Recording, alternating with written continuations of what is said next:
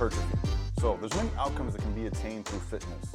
One of the most popular is having increased muscle mass and size. This is known as hypertrophy, the enlargement of organs or tissues from the increase in the size of its cells. When lifting weights, there are many ways one can go about it.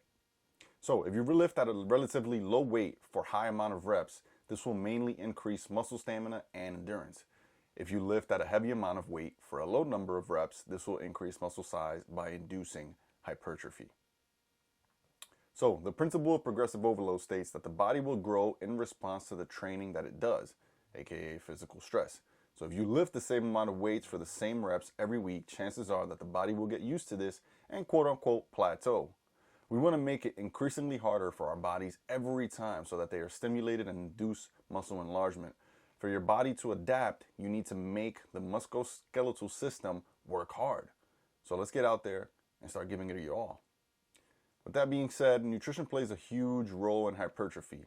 A diet high in protein is required for synthesis in the muscles, and if you're not feeding your body the nutrients that it's asking for, you will begin to eat away at your muscle mass.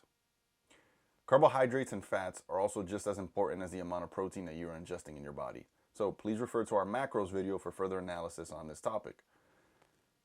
Now, not to further complicate the definition of hypertrophy, but there are actually different types of hypertrophy: myofibril hypertrophy and sarcoplasmic hypertrophy.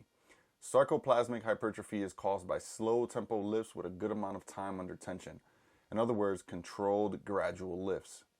Myofibril hypertrophy is caused more by explosive lifts, with the lifter really giving his all and squeezing and contracting all the muscles. So really ask yourself, what is your goal and what do you want to accomplish? A powerlifter who is looking to increase strength is going to shoot for 1 to 6 reps and try to exert as much effort as possible. Whereas a bodybuilder who might just be looking for physique changes and mass is going to go for a higher amount of reps, typically anywhere between 10 to 12.